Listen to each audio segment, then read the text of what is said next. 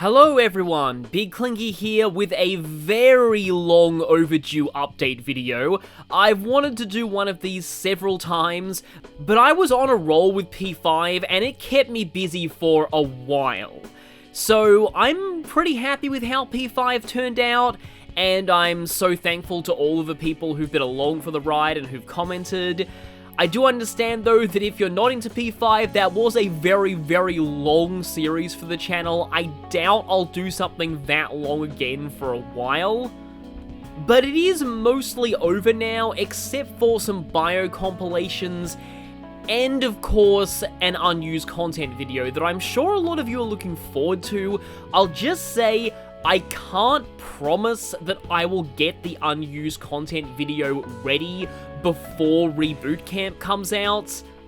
I'd rather have it as polished as possible than rush it out in 1.5 weeks. There's also a lot of content to cover in P5, and I'll probably be doing at least 2 videos on it, one on the general unused content and one on unused story scenes and dialogue, because there's a lot of those. On that note though, there is an elephant in the room that I want to bring up, and I didn't want to have to do this, but I do need to mention it because I'm sure there will be questions. There's a YouTube channel named Faz that uploads a lot of Persona 5 unused cutscenes and just general other things from the game. Please don't consider this a jab against this channel at all. I have nothing against them, but if the only source for an unused scene is Faz, it will not be covered by my unused content video. The reason I'm doing this is that I would like to be showing things that have verifiable sources, and Faz has been known to upload actually hacked content at times, like a movie hangout for Morbius. And because of this, I can't verify whether their unused scenes are entirely legit. So I would rather focus on things on the cutting room floor, which does list its sources. Now regarding future Persona projects on the channel, if you're paying attention at any time during my P5 playthrough, you can probably tell that I really like Strikers, and I will definitely be covering that game at some point. I was originally planning to cover that after Reboot Camp, but plans may have changed. Then there's Persona Q2, which I may have brought up in another update video, but it's been a while. Q2 has the awkward issue where I actually don't like it as much as the first game. There's a lot of things it does better, but I think there's a lot it genuinely does worse than Q1, and it also feels like a far less polished experience with the lack of dub and some of the other assets feeling a bit generic, the dungeons not being quite as creative. The main thing it has going for it is a slightly less imbalanced party and a better battle system, as well as getting to use the Phantom Thieves in a Q game, of course. So I may cover Q2 at some point, but it's lower on my priorities. Persona 1 and 2 are considerations someday, but I would have to play them myself first. For other SMT games, Digital Devil Saga and maybe even Nocturne are considerations for the future, but more likely for a time when I have less to do. But one that I've already got a few comments and requests about is Persona 3 Portable, since there's been a new port of that. A lot of people have asked whether I'll be covering that game. I'm a bit iffy on it, because while, yes, the FemC experience is different to the male MC, and even the male MC route is different, there's other content like the Vision Quests, but it is essentially the same game as one I already covered on the channel for over 100 videos, so I'm not really sure I want to spend that much time on, again, essentially something I've already done. If I were to cover this, it would probably be just the Vision Quests and an overview of some of the new content on the FemC route, but recent developments have made it unlikely that I'll even want to buy this, given that there are rumours that a Persona 3 remake is in the works. Now, I'm still taking this with a grain of salt, but leaks have been pretty accurate in the video game community recently. I mean, both Three Houses and Engage had leaks that were pretty much 100% spot on. And while the footage seen here could easily be faked, there are domain names being registered that match up with Royal and Strikers websites. Supposed insiders say that if this is real, we're unlikely to get an announcement anytime soon, and the game probably won't be out until 2024 at least.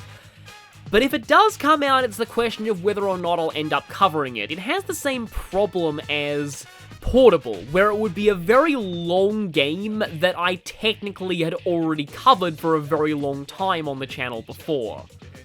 I'll probably do some form of coverage when it comes out, but if it is a full playthrough, I'd probably do it more casually since I already covered the game in depth before. And that's everything I wanted to say on the Persona and SMT front, so, well, speaking of fronts, it's time to talk about Advance Wars Reboot Camp, which, barring things happening, is hopefully coming out very, very soon. Firstly, I owe some people an apology. I noticed that my April Fool's joke about Reboot Camp actually got a decent amount of traction with YouTube search results, and it quite rightly has a high proportion of dislikes and a very low average view duration. To all those who found that video while searching for Reboot Camp coverage, I'm very sorry. This was an April Fool's joke that I had planned for a while. I picked up Battalion Wars 2 for like $12 at a used game store, and I wanted to spread the word because the Battalion Wars spin-offs are quite good if you have access to them. But the upside is, it shows there is genuine search interest for Reboot Camp, and that's great. I hope to make a lot of those people happy when I actually cover the game. I wanted to make an update video on this after the February Direct, but again, I was busy with P5 and a lot of other life stuff at the time. I instead used a community post. Make sure to always check those, by the way. When I can't make update videos, I will be posting updates about the channel there. But when this Direct happened, my heart sank at first when they said it was a few months away. But on reflection, I think that was a good decision. If they had shadow dropped the game in February, it would have been overshadowed by Engage big time, and I like that Nintendo is giving this game a chance. In fact, they released a very fun and hammy overview trailer recently. I'd recommend checking that out, it's very much in the spirit of the series. It isn't getting a huge marketing push, which kind of worries me, but I do think Nintendo is making the right choice with the release window. Various review outlets are starting to post footage from the game, some from the early missions and others as just general overviews, and there are a few interesting things in there, and in the overview trailer. For one, the trailer mentions Andy's hyper repair increasing defense. Technically this was true in the original game, but that's only because all CO powers gave a 10% boost to attack and defense. The trailer drawing attention to it specifically makes me wonder whether they buffed Andy. But if you freeze frame on the description of Sammy's CO power, anyone who's played the original will recognize that its effects are exactly the same in the remake. So either they didn't change Sammy and buffed Andy, or Andy isn't buffed and that trailer was just misleading. Similarly, Drake has a new normal power, but it's unclear as to whether or not this was simply renamed, or if it has a different effect. In the overview trailer, this is shown right after Olaf uses his power, which makes snow, and it was always weird to me that Drake's normal power didn't make it rain. So I wondered at first whether or not they'd change things, so it did.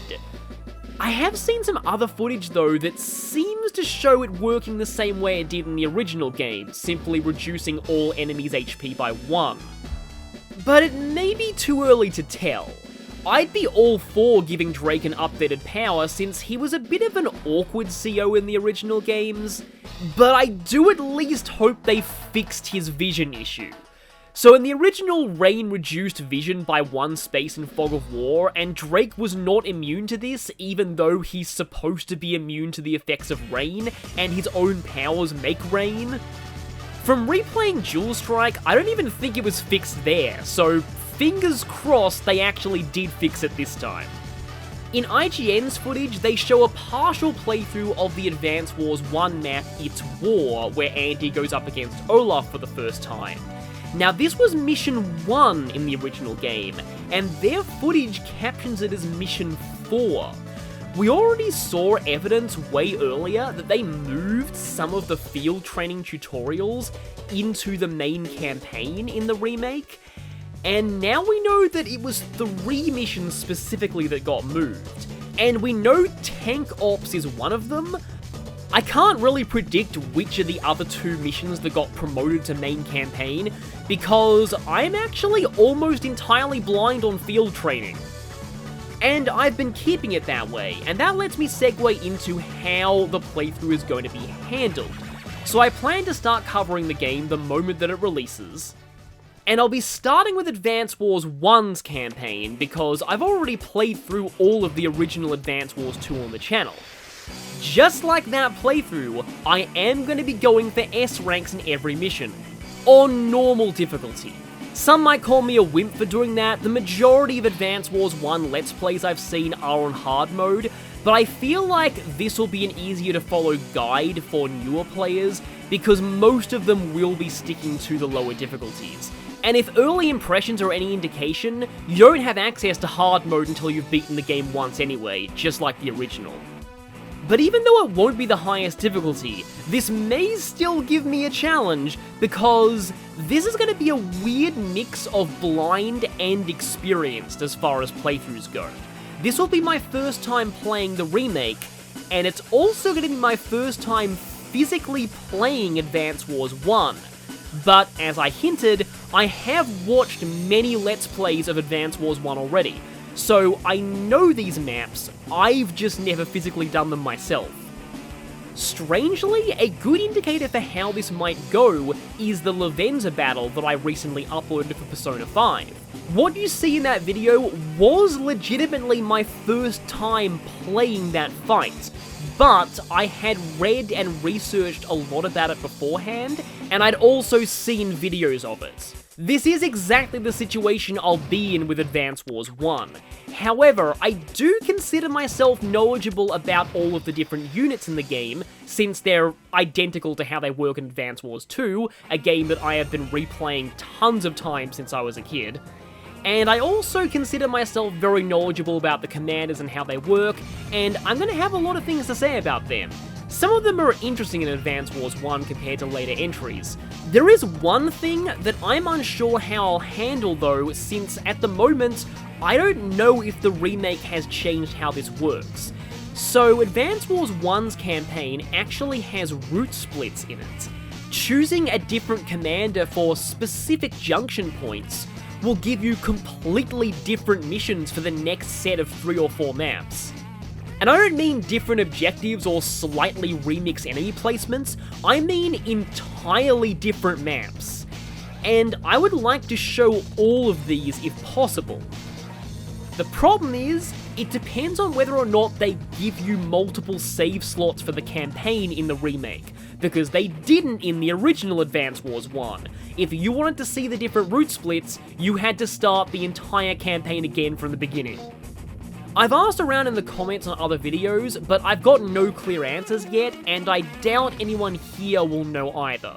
But if there aren't separate save slots, I'll just be picking the route that I like the best and then doing the rest of them in bonus footage.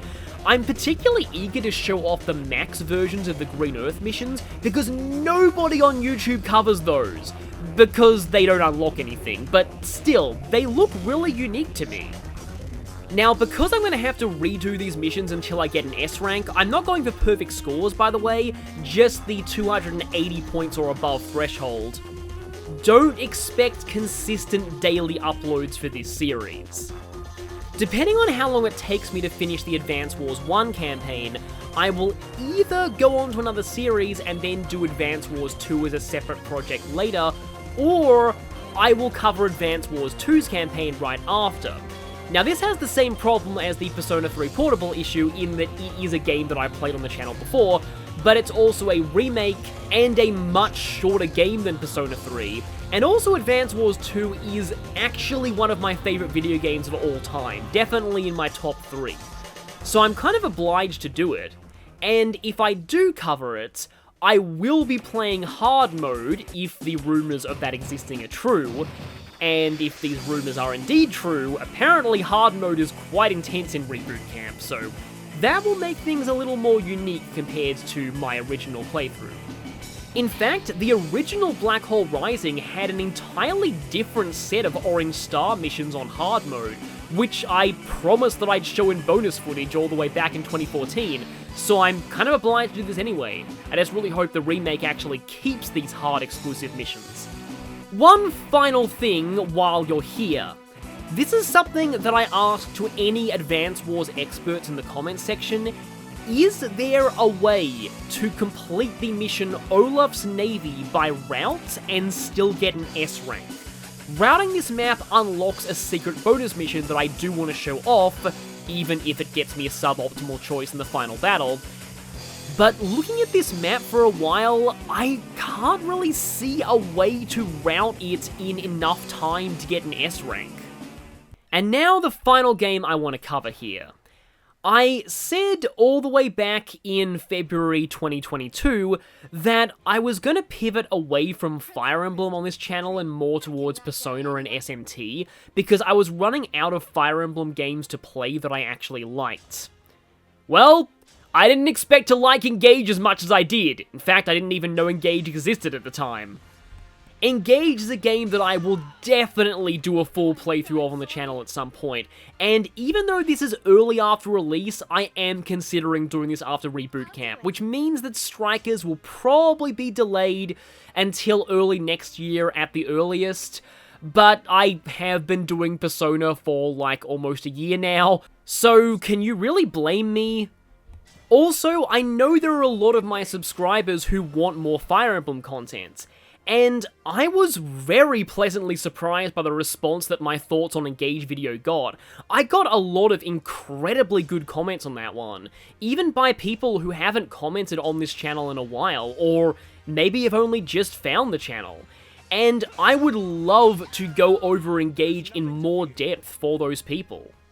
I also, as you can probably tell, really love Engage. It is my favourite game in the series gameplay-wise right now. I always wanted a game that was as tactical as Conquest, but not as hard, and Engage is exactly that. I would be doing full bios for all the characters and emblems, but there is something that I want to ask regarding that. I am leaning towards doing the character and emblem bios in Somnial episodes, and leaving the actual maps as just pure gameplay action. The reason why is, well, okay then. Chapter 4. If I was doing the bios during the actual chapter, I would have to do Louis, Chloe, Celine, Celica, and Sigurd's bios, all before I started the battle. Meanwhile, in Chapter 11, there's a big surge of new bios I'd have to do in the middle of a very dramatic story moment where it would really kill the mood. For the early chapters, when you have no Somnial access, I'd probably still do them as part of the chapters, but after that, I'm really leaning towards putting the bios in Somnial parts. It would also make those parts more substantial to watch. Tell me what you think, but I suspect a lot of people will be okay with that. There's also the subject of how I would handle DLC, and thinking about it, I've decided on this. It might be a little controversial, but I think I'm going to play through the entire main story and paralogs without using any of the DLC.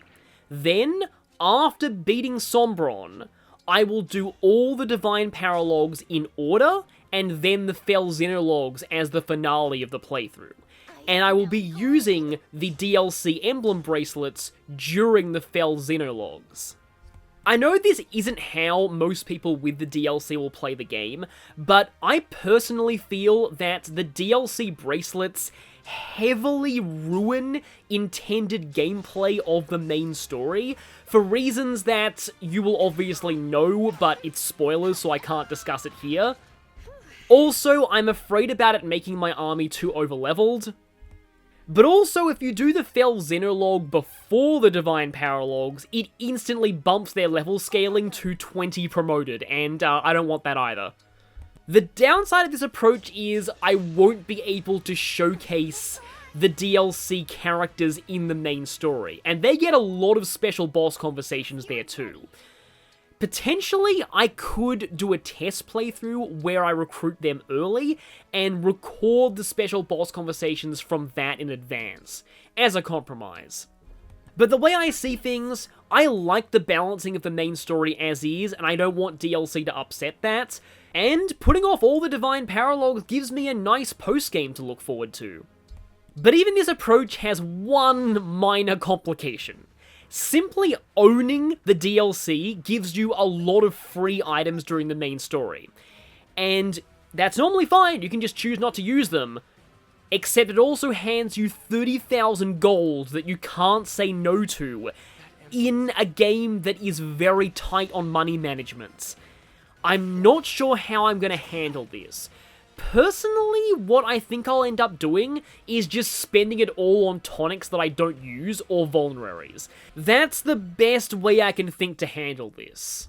I'm sure a lot of you will say just use it, but again, Engage is actually very tight on money management, and I think that's a big feature of the gameplay, and this huge heap of gold kind of ruins that. I mean, I could also invest it. Honestly, investments don't really impact gameplay all that much either, and they're also the only way I'd be able to demo the S-rank staff. Tell me what you think in the comments, but I really don't want to use this to buy more weapons or even more Master and Second Seals. But in summary, expect Engage probably sometime later this year. Finally, I'll touch on other potential projects. I'll be honest, I didn't enjoy my Trails Let's Plays as much as I really hoped I would. It's a very niche series, and I find that the majority of people just don't have a lot to say in the comment sections of those videos. But I have been playing Trails from Zero and Azure lately, and I am really enjoying them. They also flow on incredibly well from the Sky trilogy when it comes to their plot and characters. So one day, if I have nothing major going on, I might consider doing Zero and Azure. As much as it pains me to say this, I think their writing is light years above Cold Steel 3 and 4, and definitely on par with the Sky trilogy, if not even better, and I would really like to showcase that one day. Earlier this year, I was also contemplating a few other Fire Emblem projects to go along with the release of Engage. However, I didn't expect the end segment of Persona 5 Royal to take me as long as it did. I thought I'd be done with that game by the end of January, and I was very wrong. And combined with me liking Engage so much, I think it's better to just do Engage as my next Fire Emblem series. But I did put together a pro and con list, and I'll show this off now just to get a little bit of input. I don't expect to be doing these games anytime soon, but they were Fire Emblem 7 and Fate's Conquest. These slides tell you all you need to know about my thought process. This video has gone on long enough as it is, so I won't talk about that more, but here it is. Again, feel free to share your thoughts in the comments. And that about does it for this update video. And I will hopefully see you next time in Advance Wars Reboot Camp.